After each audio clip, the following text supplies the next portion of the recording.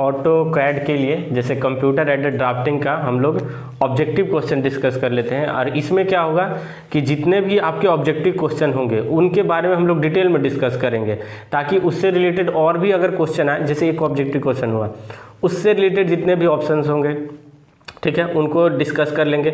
और उसके बारे में जैसे होगा तो उसके बारे में डिटेल जानेंगे, ताकि उससे रिलेटेड और भी कोई अगर ऑब्जेक्टिव क्वेश्चन बनता है तो उसको हम लोग कर लेंगे। तो इसमें आपको इस सेशन में आपको 10 ऑब्जेक्टिव क्वेश्चन है, ठीक है, केवल और केवल ऑटो कैड का, कंप्यूटर एडेड ड्राफ्टिंग इंटरफेस का। क्लियर? और इस 10 को एकदम अच्छे से करना है, और कॉपी पेन आप लोग निकालिए या पहले खुद से ट्राई कीजिएगा, अगर हो पा रहा है तो ठीक है, ठीक है, नहीं तो इसका पूरा डिस्क्रिप्शन देखिएगा कि अगर है तो क्या है, ठीक है ना, और क्या क्या चीज़ इसके अंदर और भी आते हैं। क्लियर? तो चलिए फर्स्ट क्वेश्चन हम लोग देखते हैं। देखिए आप लोग को स्क्रीन पे दिख रहा होगा, the computer aided design hardware does not include. जो आपको देखिए दो टाइप का होता है, एक हार्डवेयर एक सॉफ्टवेयर। पहले आप लोग पॉज कर लो, खुद से सॉल्व कीजिए, उसके बाद आप लोग डिस्क्रिप्शन देखिए, ठीक है।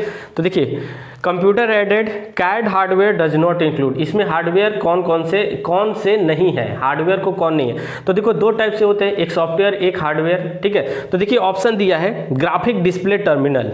अब देखिए जो डिस्प्ले टर्मिनल है वो क्या होता है, आपका मॉनिटर है, ठीक है ना। तो मॉनिटर क्या होता है, हार्डवेयर होता है, ठीक है।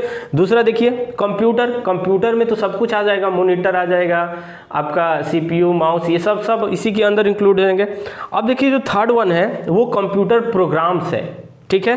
तो कंप्यूटर प्रोग्राम्स होते हैं वो सॉफ्टवेयर में चले जाते हैं। आपको पता होगा दो टाइप होते हैं, एक होता है आपका हार्डवेयर और दूसरा होता है सॉफ्टवेयर, ठीक है ना, सॉफ्टवेयर।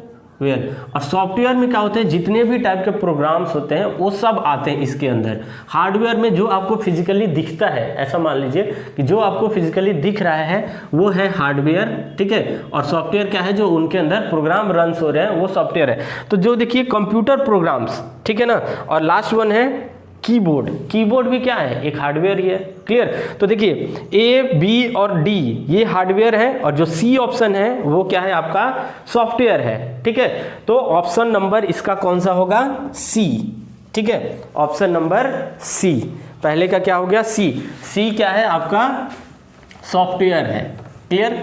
चलिए तो फर्स्ट का ऑप्शन हो गया आपका सी ऑप्शन, ठीक है, फर्स्ट का हो गया सी। चलिए सेकेंड वन देखिए क्या लिखा हुआ है, how many type of CADs are there, ठीक है ना, कितने टाइप के आपके कैड होते हैं। तो देखिए ऑप्शन दिया है ए 6, 4, 2 और 5 ये है। तो आपके पास जो कैड सॉफ्टवेयर होते हैं वो 5 टाइप के होते हैं। कितने टाइप के कैड सॉफ्टवेयर हैं, 5 टाइप के, ठीक है। तो लिख लेते हैं पांचों टाइप कौन कौन से हैं। जो कैड सॉफ्टवेयर है इसको आप लोग नोट करते जाना सब, ठीक है। तो कैड सॉफ्टवेयर होते हैं आपके 5 टाइप के। पहला होता है आपका 2D कैड, ठीक है ना, 2D कैड। सेकेंड वन होता है आपका 2.5D कैड। थर्ड वन होता है आपका 3D कैड। फोर्थ वन है सरफेस मॉडलिंग,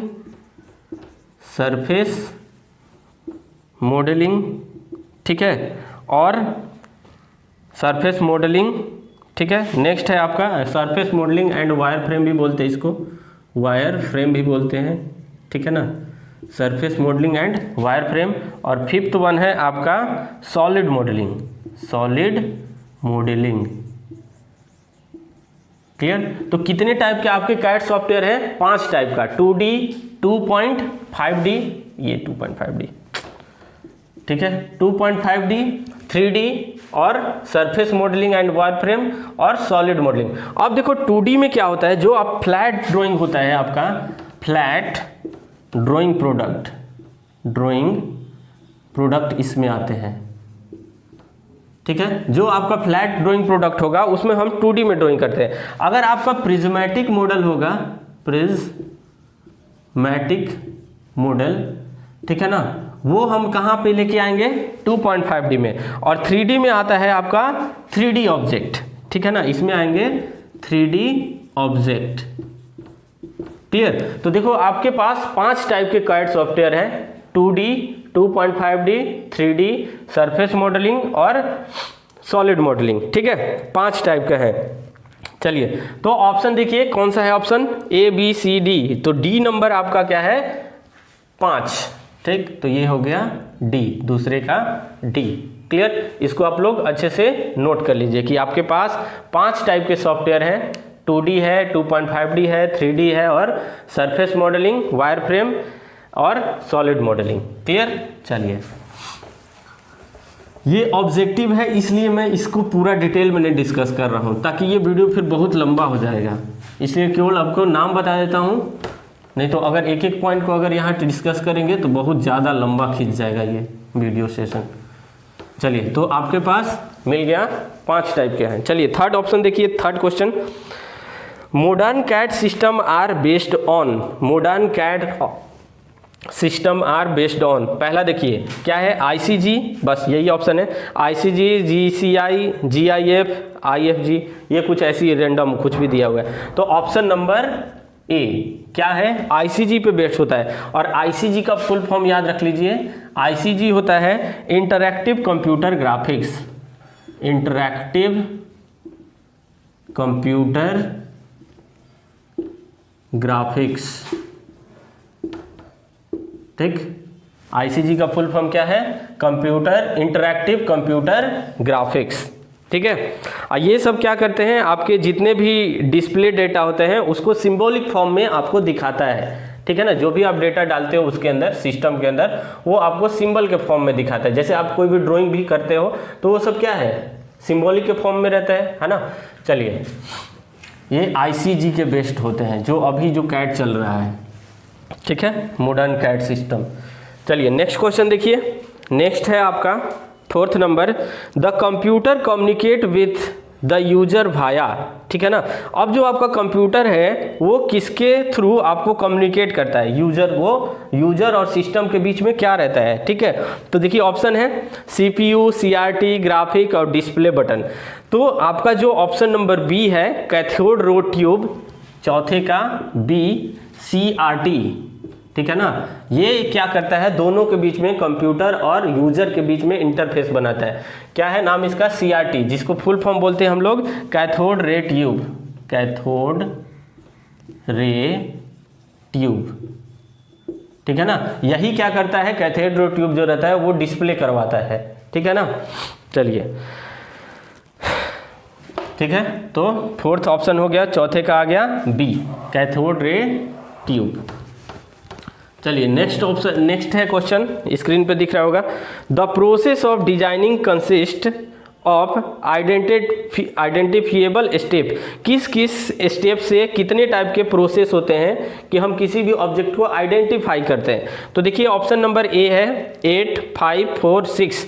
तो आपके 6 टाइप से हम लोग किसी भी ऑब्जेक्ट को आइडेंटिफाई करते हैं। ठीक है ना, स्टेप है, तो वो मैं 6 बता देता हूँ कौन कौन से हैं। 5th का देखिए, पहला स्टेप होता है आपका problem, definition of problem. First step होता है कोई भी प्रॉब्लम का दिखाना, डेफिनेशन ऑफ, हमारे पास प्रॉब्लम है क्या चीज़। ठीक, definition of problem. Second one आता है आपका सिंथेसिस, सिंथेसिस। ठीक, इस सब के बारे में डिस्कस कर रहा हूँ। तीसरा ऑप्शन आता है एनालिसिस, एनालिसिस। 4th ऑप्शन आता है ऑप्टिमाइजेशन, ऑप्टिमाइजेशन। ठीक है, और लास्ट वन है ऑप्टिमाइजेशन, एनालिसिस और ऑप्टिमाइजेशन एक ही वर्ड बोल सकते हैं। चलो, analysis and optimisation. 4th one होता है आपका इवोल्यूशन, इवोल्यूशन। 5th वन है आपका प्रेजेंटेशन, प्रेजेंटेशन। देखिए, इनको समझते हैं कि इतने प्रोसेस से आप लोग मतलब कि कितने हो गए आपके, एक हो गया, 1 2 3 4। अब इससे भी पहले एक और स्टेप होता है, जैसे स्टेपिंग गलत कर दिए। फर्स्ट स्टेप होता है आपका 2 3 4 5 और ये 6। ये होता है recognition of need, recognition of need. ठीक है ना, 6 टाइप के होते हैं। देखिए कैसे, कोई भी चीज़ को समझिए, मान लीजिए आपके पास कोई प्रोडक्ट बनाना है, तो पहले उसकी ज़रूरत पड़ेगी कि हमें इस टाइप का प्रोडक्ट बनाना है, ठीक है। तो हमें पहले ज़रूरत हुई कि इस टाइप का प्रोडक्ट हमें बनाना है। दूसरा आता है डेफिनेशन ऑफ प्रॉब्लम, अगर उस प्रोडक्ट को बना रहे हैं तो हमें किस किस चीज़ को प्रॉब्लम को फेस करना पड़ेगा। तो जितने भी टाइप का जैसे कोई भी मटेरियल सिलेक्शन हो गया, उसका मैन्युफैक्चरिंग प्रोसेस हो गया, किस किस कैसे आप डिजाइनिंग करोगे, तो ये सब यहाँ पे प्रॉब्लम आप पहले ही डिफाइन कर लोगे कि इस प्रोडक्ट को बनाने में हमें ये सब चीज़ का प्रॉब्लम आएगा, ठीक है। उसके बाद सिंथेसिस करेंगे कि मान लीजिए जो प्रोडक्ट बन रहा है वो किस मटेरियल का बनेगा, उसका यूज कहाँ होगा, ठीक है ना, क्लियर होगा। तो सब मटेरियल सिलेक्शन वगैरह इसमें आ जाएंगे सिंथेसिस में। अब जैसे ही आप वो सब कर लिए तब उसका आ जाएगा एनालिसिस एंड ऑप्टिमाइजेशन। जो अगर आप बनाए हो तो कम से कम खर्च में अगर हम ज़्यादा उसका उपयोग कर लें, मतलब कि कम इनपुट देके ज़्यादा से ज़्यादा आउटपुट ले लेते हैं, ठीक है ना, तो वो सब प्रोसेस एनालिसिस करने से पता चलेगा। और ऑप्टिमाइजेशन वर्ड वही होता है कि आपका कम से कम लागत में ज़्यादा से ज़्यादा आउटपुट उससे लेना, उसको बोलते हैं optimization. Clear, optimization, TION, optimization. और उसके बाद जैसे ही ऑप्टिमाइज कर दिए फिर उसको इवोल्यूएट करेंगे कि हाँ अब फिर से कुछ अगर प्रॉब्लम होता है तो फिर से आप यहाँ पे जाओगे, पूरा इवोल्यूशन होगा जितना भी आप प्रोडक्ट बनाए हो। क्लियर, फिर लास्ट में उस प्रोडक्ट को हम लोग प्रेजेंट करते हैं कि ये मेरा प्रोडक्ट फाइनल प्रोडक्ट बन गया। क्लियर, तो ये 6 स्टेप होते हैं कोई भी चीज को दिखाने के लिए, ठीक है ना, आइडेंटिफिएबल स्टेप है कोई भी डिजाइन प्रोसेस का। क्लियर, कितने स्टेप में चलते हैं, 6 स्टेप में, ये सब लिख लीजिए। चलिए, तो ऑप्शन नंबर कौन सा हो गया, ABCD, डी नंबर है 6D। चलिए 5 हो गया। अब नेक्स्ट क्वेश्चन देखिए क्या है आपका, इम्प्लीमेंटिंग कैड। चलो पढ़ो इसको और स्टेटमेंट देखिए कि ट्रू है कि फॉल्स है। 6th नंबर क्या है आपका, इम्प्लीमेंटिंग कैड इम्प्रूव कम्युनिकेशन। देखिए जब आप कैड पढ़ रहे थे तो उससे क्या हो रहा था कि जितने भी कमांड रहते हैं वो इजीली हम लोग यूज कर सकते हैं, ठीक है। और क्या हो सकता है उसमें बहुत सारे कम एरर आते हैं, उसकी डॉक्यूमेंटिंग कर सकते हैं, उसको अगर कहीं एक जगह से दूसरी जगह भेजना है तो वो भी कर सकते हैं। तो देखिए ये क्या है, इम्प्लीमेंटिंग कैड इम्प्रूव कम्युनिकेशन। तो जो कम्युनिकेशन होता है वो क्या कर देता है, बहुत अच्छा कर देता है, बेटर कर देता है ड्राइंग के मुकाबले। अगर ड्राइंग शीट पे कोई चीज़ बना रहे हो उसके मुकाबले अगर आप कैड पे बना रहे हो तो वो ज़्यादा बेटर है, ठीक है ना। तो ये जो स्टेटमेंट है वो ट्रू है, ठीक है ना, ये जो स्टेटमेंट है 6 नंबर वो ट्रू है, 6 नंबर जो है वो ट्रू है। क्लियर, चलिए नेक्स्ट क्वेश्चन देखिए, the functionality area of a CAD application can be grouped into how much category, मतलब डॉट डॉट कैटेगरीज। तो देखिए कितने आपके कैटेगरी में कैड की फंक्शनिंग होती है, ठीक है ना। तो देखो जो कैड की फंक्शनिंग होती है वो 4 कैटेगरी में होती है, ठीक है। तो पहला आप क्या बनाते हो, उसकी ज्योमेट्रिक मॉडलिंग होती है, क्या होगा, geometric, first one geometric modelling,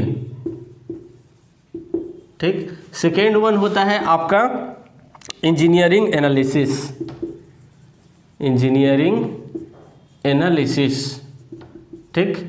third one होता है आपका डिजाइन रिव्यू, डिजाइन रिव्यू, ठीक। नेक्स्ट है इसका डिजाइन रिव्यू एंड इवोल्यूशन भी बोल सकते हैं, इवोल्यूशन, ठीक है। नेक्स्ट है fourth option automated drafting, automated drafting, ठीक है। तो देखिए functionality area of CAD 4 part में क्लासिफाई किया गया है। एक है आपका ज्योमेट्रिक मॉडलिंग होता है, उसका इंजीनियरिंग एनालिसिस किया जाता है, फिर डिजाइन रिव्यू किया जाता है और एवोल्यूशन, फिर उसके बाद ऑटोमेटेड ड्राफ्टिंग होता है। तो 4 पार्ट में इसको क्लासिफाई किया गया है, 4 कैटेगरी में, ठीक है। तो देखिए क्या है आपका ऑप्शन नंबर 7 का कौन सा ऑप्शन, ABC, ठीक है ना, तो C ऑप्शन, ठीक है। तो इसको नोट करना, जितना भी सब लिखवा रहे हैं ये सब नोट करते जाइएगा। चलिए नेक्स्ट है 8 number, the colour on CRT screen is obtain by the combination of. जो आपका CRT स्क्रीन पे कलर मिलता है वो किस किस कलर के कॉम्बिनेशन से मिलता है। तो देखिए ऑप्शन है आपका red yellow blue, red green blue, ठीक है ना, यही ऑप्शन है रेड ग्रीन ब्लू। जो सीआरटी में जो कलर होते हैं वो कौन सा होता है, रेड ग्रीन ब्लू। तो ऑप्शन बी 8वें का सी। सीआरटी में कलर कौन कौन से होते हैं, रेड होता है, ग्रीन होता है और ब्लू होता है। इसी के कॉम्बिनेशन से आप कोई भी कलर वहाँ पे डिस्प्ले हो जाता है, ठीक है ना। चलिए वो जो फॉस्फर स्क्रीन होता है उसके ऊपर। चलिए 8 का हो गया सी। नेक्स्ट है आपका देखिए 9th number, who formulated the 6 ground rule. अब देखो ये 6 ग्राउंड रूल क्या क्या चीज़ है, ठीक है ना। तो पहले 6 ग्राउंड रूल में कौन कौन से चीज़ आते हैं वो समझते हैं, ठीक है ना। तो देखो 6 ग्राउंड रूल में आते हैं पहला सिंप्लिसिटी, सिंप्लिसिटी, ठीक है ना, कि जो भी आप प्रोडक्ट डिजाइन करोगे एकदम सिंप्लिसिटी होनी चाहिए। दूसरा है आपका कंसिस्टेंसी, कंसिस्टेंसी। थर्ड वन है आपका कंप्लीटनेस, कंप्लीटनेस। फोर्थ वन है आपका रॉबस्टनेस, ठीक है ना, रॉबस्टनेस। फिफ्थ वन है आपका परफॉर्मेंस, परफॉर्मेंस। और लास्ट वन होता है उसके इकोनॉमी भी होना चाहिए, इकोनॉमी, ठीक है ना। तो यही जो आपके 6 वर्ड हैं इसी को बोलते हैं हम लोग 6 ग्राउंड रूल। ये क्या है आपके 6 ग्राउंड रूल, ठीक है ना। सिंप्लिसिटी होना चाहिए कोई भी चीज में, कंसिस्टेंसी एकदम बिल्कुल कंसिस्टेंट, कंप्लीटनेस पूरा होना, रॉबस्टनेस मतलब उसकी मजबूती, परफॉर्मेंस बेटर होना चाहिए और उसकी इकोनॉमी पे भी ध्यान देना है कि ज़्यादा खर्च ना हो, ठीक है ना। तो 6 ग्राउंड रूल। और ये किसने दिया था आपको, नॉमान और स्प्रॉल ने। तो ऑप्शन नंबर ए 9th का जो ए है कौन दिए हैं आपको, नॉमान स्प्रॉल ने ये 6 ग्राउंड रूल दिया है, ठीक है ना। और ये 6 ग्राउंड रूल ये हैं आपके, क्लियर। चलिए इसको नोट कर लीजिए 6 ग्राउंड रूल में क्या क्या चीज़ आता है। चलो ठीक है, चलिए नेक्स्ट क्वेश्चन देखिए। नेक्स्ट है आपका the input device in CAD can be divided into, ठीक है ना। तो देखो जो इनपुट डिवाइस होता है कैड में आप कितने तरीके से उसमें डेटा इंटर कर सकते हो, क्या क्या चीज़ से करते हो, ठीक। तो पहले तो कर्सर से करते हो, फिर उसके बाद माउस से, वो हो गया माउस आ जाएगा कर्सर में, ठीक है ना, कीबोर्ड हो गया वगैरह वगैरह, ठीक है। तो 3 टाइप से करते हैं, देखिए 3 टाइप से करते हैं। पहला क्या करोगे, पहला होता है cursor control device. First one होता है आपका कर्सर कंट्रोल डिवाइस, ठीक। दूसरा होता है आपका डिजिटाइजर, डिजिटाइजर, ठीक। और थर्ड वन होता है alpha numeric, alpha numeric and other